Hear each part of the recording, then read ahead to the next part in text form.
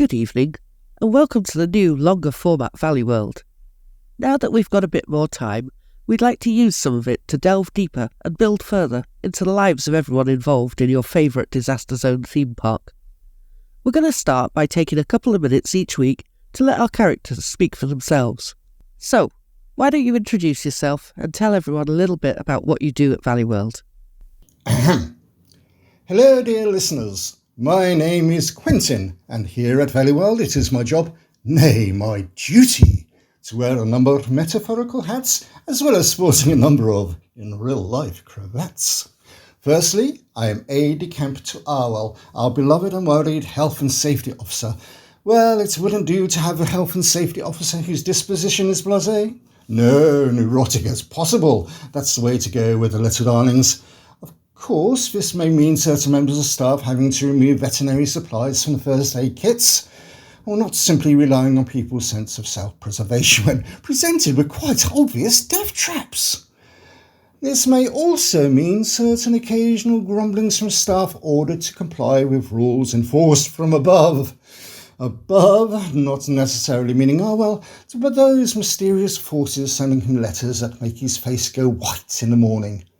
I have seen, dear listeners. I have seen. That said, we're all still here, rubbing along through up and down.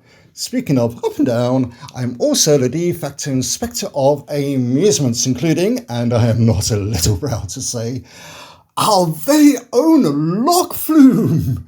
You may hear, as we proceed along events, personalities, complaints, investigations, etc., that some nudity has been sported on the log flume.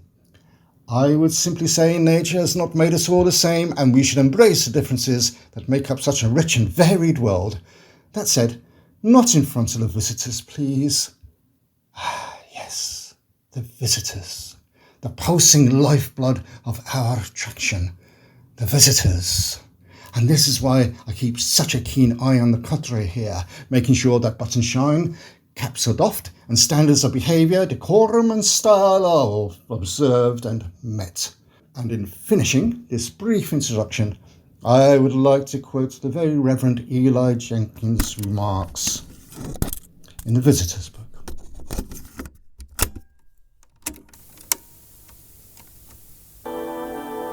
We are not wholly bad or good, who live our lives next to the log flume wood, but thou, O Lord, will be the first to see our good side and not our worst.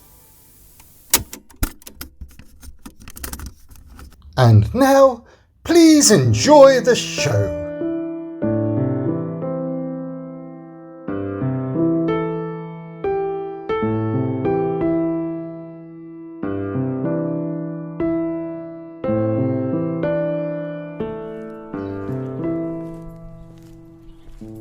Arwell needs to have a word with Sian.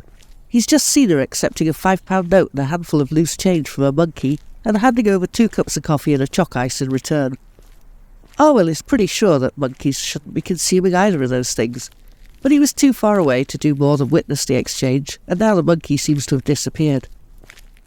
Arwell decides it can wait till later for him to deal with, and continues on his way home, off to have lunch with his husband before an afternoon of meetings.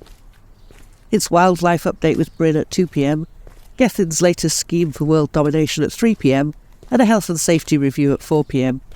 If that doesn't go on too long, he thinks, he can catch up with Sian as she's closing up, without any customers around to hear any awkward information. Bryn has been to visit some Welsh rewilding projects lately, the Glaslyn Ospreys and the Corstovey Beaver Enclosure, both of which are near enough to heritage railways for apprentice Becker to tag along with him. He's also been talking to a couple of the zoos and wildlife societies about the possible reintroduction of lynx.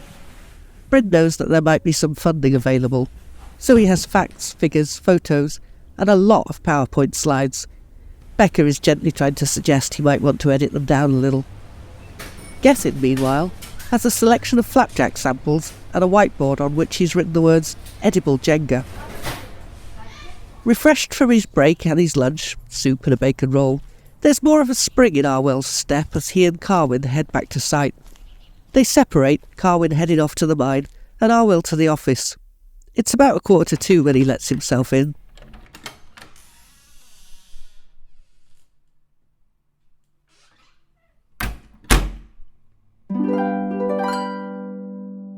Aha! There you are. says the rather chocolatey Quentin. Would you like a cup of coffee? Not for the first time when faced with Quentin, Arwell is lost for words.